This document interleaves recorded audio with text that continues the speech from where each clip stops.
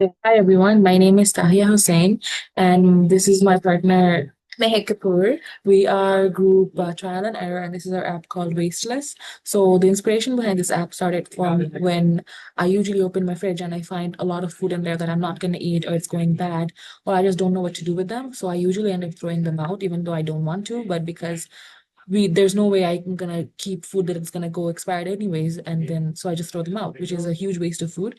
So instead of this, I know that there are a lot of people around us who are struggling to eat or have food on the tables on a daily basis. So why can't we just make something that's gonna help them in a very easy manner? So that's how Wasteless was created. It's called Wasteless because we're wasting less food. In this app, all you have to do is get the food and take a picture of it, upload it, add some information, and then talk to someone who wants the food and someone figure out a situation where they can come pick it up. You can go deliver it to them and things like that. And that's how you help people. Save money, you save food, and there's so many benefits of it. There's nothing that can go wrong really. So I'm gonna start with this login page. From the login page, you can also go register right here, and you can also log in, of course. They're all saved in a database. All the users and the information is all saved there. And we're also using bcrypt to make that everything is secure and safe. And then when you log in, you get the food entry form. In this form, you can choose a picture for the food that you're adding. So let's say I used a picture of a garlic. And then next I have to add, these are all required questions because you have to add them. And I'm not sure what category that falls in, I guess vegetables. And then you have to give an expiry date, a quantity, and then a condition.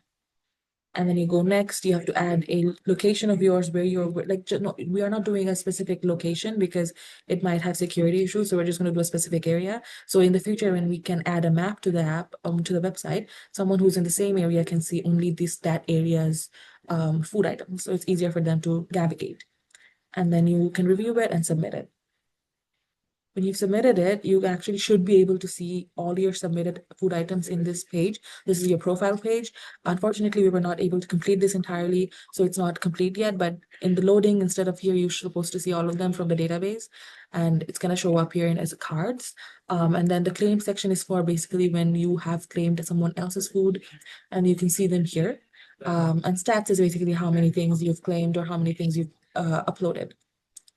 And then going to the feed, this is where all the items show up. So here you can see the items I've added are there, and the items someone else has added are there. And you can basically claim them. You can see the information here.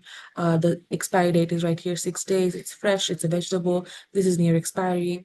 This is 107 days, I'm not sure why. And then you can go into claim. Our button is not completely functional, so I'm not gonna click it, but claim basically all it does is that you go and get to do a chat box. Like it's the same thing as chat here. So in this case, you can talk to the other person whose food item it is, and you can ask them where that I'm interested, where's pickup, can you deliver, etc. etc. There's some notes here that this is not going to be saved. So you have to ensure that you save a picture of it or something so it works out. And that's kind of it for the app. And then when I log out, it's log out. And I'm going to give it over to Mehek, who's going to explain a little bit of the backend. Hello all. So I'm gonna start with the backend working of our application. How exactly the process is working is, shoot,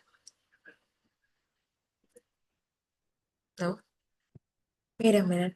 You know what? There's not much to talk about the backend. Let's divide it based on the